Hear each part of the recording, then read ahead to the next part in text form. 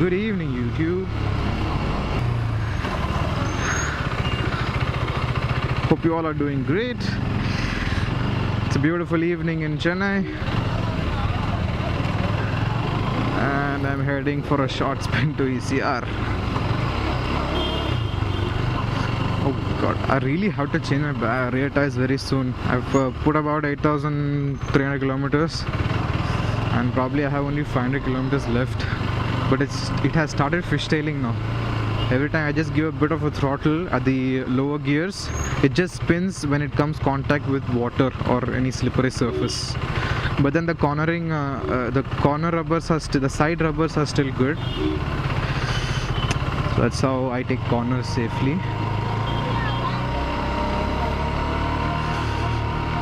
Okay. I don't know, for the past few days my brakes feel kind of spongy. I guess air crept in to the braking system, so I gotta re-bleed them. Guess I had to buy vinyl tubing very soon.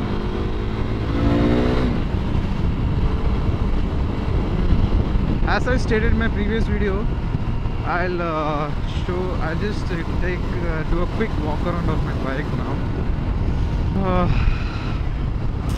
It's been a long week, although the week is not over yet, but I'm already getting pretty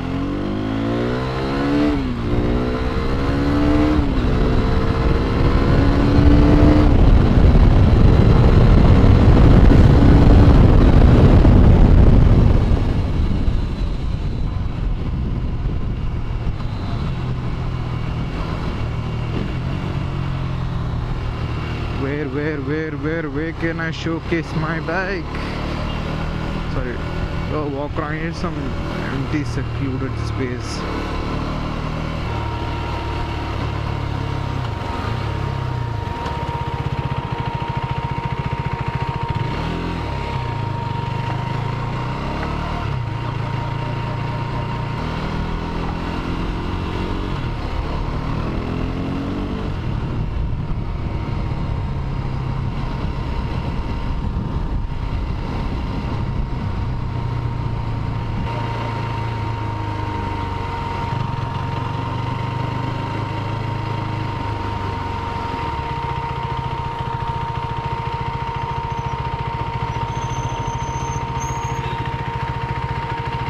Okay, this is an okay place.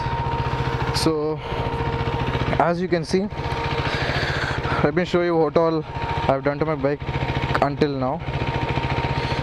Bike is a bit filthy, please don't mind. Okay, so it's like a walk around. So this is what I have done to my bike. So she looks like this.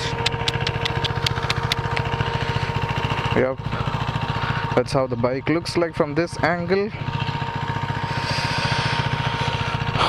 like this. And yeah, that's all.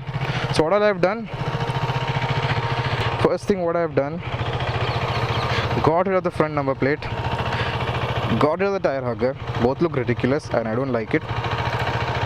Second, I put some rim decals.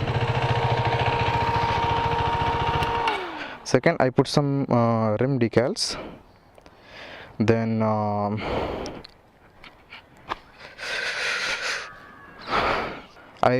afterwards I thought of doing a tail tidy setup, but then I did not have that one that time and didn't want to spend almost 3,500 rupees minimum for buying some good tail tidy. So and plus again it defeats the purpose, because you can see even if you put a tail tidy, it just sticks out again at the back, so it spoils the whole purpose, or defeats the whole purpose of having a tail tidy. So what I did was, I just wanted to experiment.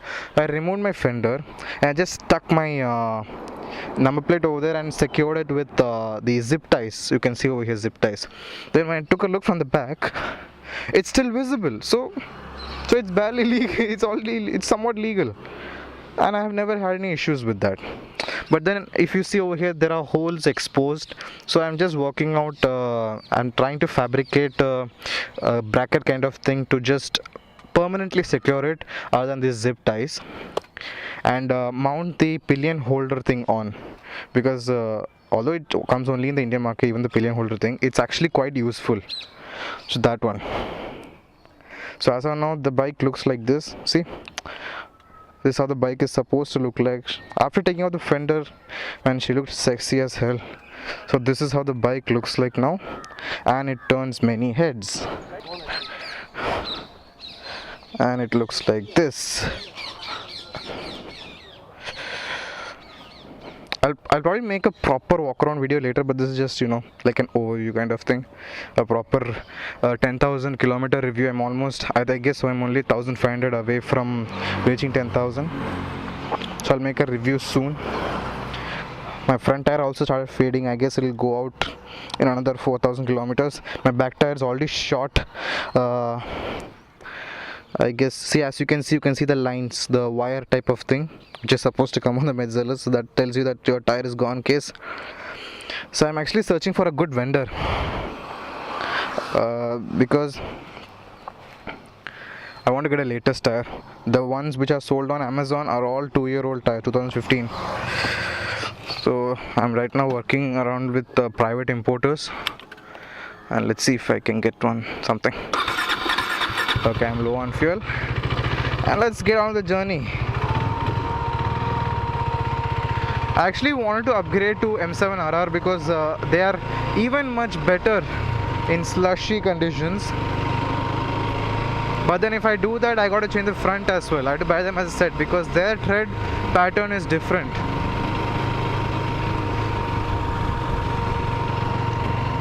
And the area is nice. I wish to buy one house here one day.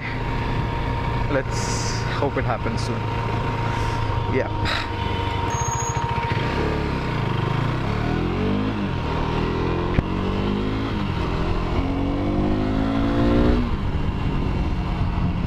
So the next thing which I want to do to my bike is upgrade my master cylinder. Believe it or not, this is good, but then it's not perfect. Under hard braking there is absolutely no conflict. Once you cross the 140 mark and slam on the brakes, it just doesn't give that confidence. Hence I refrain from going that much more than 140. Max cruising should be around 125 to 130, that's it. Maybe short bursts, but not continuously, because I think they just took it out of a scooter and put it over here. That's what many of the people from RC390 forums say, the international guys. So what many have done is they had upgraded to a Brembo RCS 15, which I wanted to do as well, but then guess what? It costs upwards of $300 and include customs, shipping and all. You're looking at a total of 25,000 rupees of expenditure, which is a bit heavy on my pocket. Hence I was researching on generic brands. So after so much research actually, people use a company named Frando Master Cylinder 7NB, if I'm not wrong, the model name, and they perform close to the Brembos as well, almost 80 to 90%. And many other people say you wouldn't in real life conditions you won't feel it unless you're a hardcore racer on a racetrack. So yeah, that's fine. I'm not going to go to the racetrack, mostly street purpose. So cool. Those retail for around max $150 according to my research. So I guess I can order it from Japan or eBay. So it's actually a radial master cylinder compared to the axial ones. So like they are like the super bikes which come with extra reservoirs and all. So a 15mm piston should be good enough stopping power. And I'm planning on coupling with EBC sintered brake pads. Although the 2017 version comes with sintered brake pads, but then it's not that good quality. The effect wears out very soon. That's what I feel. You see, it's already spongy and not that effective now, but it is good. Let me tell you, everything is good, but then I have an OCD for things to be perfect. So yeah. And plus there's nothing more joyful than walking on your own bike. That is, if you know what you're doing. Well, at least I know. It's all part of the motorcycle ownership. Left indicator, go inside, put Bedrol. Bedrol. Yeah, back in Abu Dhabi or in Middle East, people say Bedrol instead of petrol.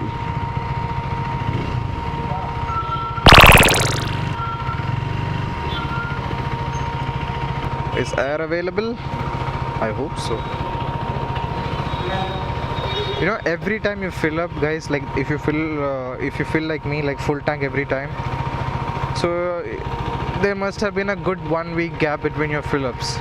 So always fill up your, like always check your tire pressure whenever you fill up.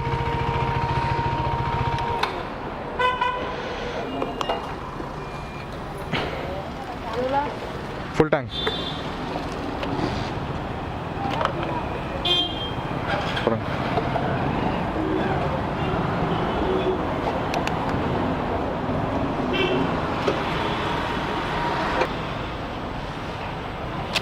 Thanks. So yeah, done. Now after a full fill up, always reset your tank. Yep. Air work 29 run it aero. Run. So reset your trip. Next. Yep. So you can measure your mileage.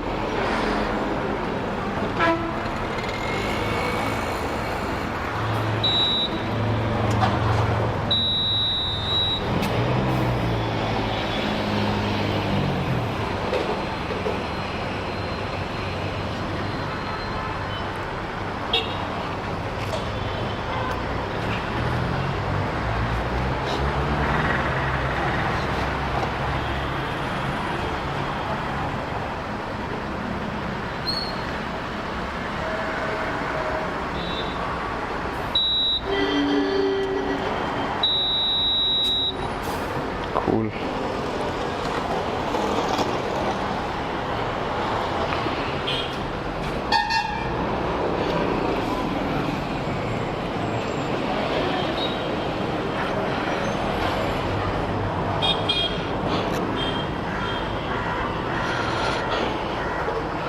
So guys, that's what I'm done.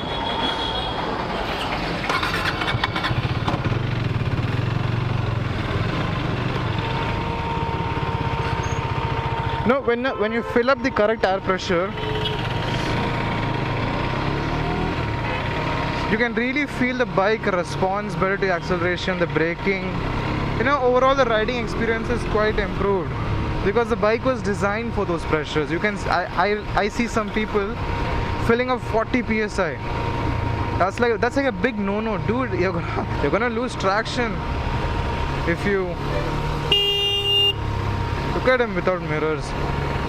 You can lose traction very easily because the contact patch is greatly reduced at 40 psi. So as far as I know, all the KTM's, it's 29.29 for solo riding and 29.32 for pillion, if you are carrying a pillion.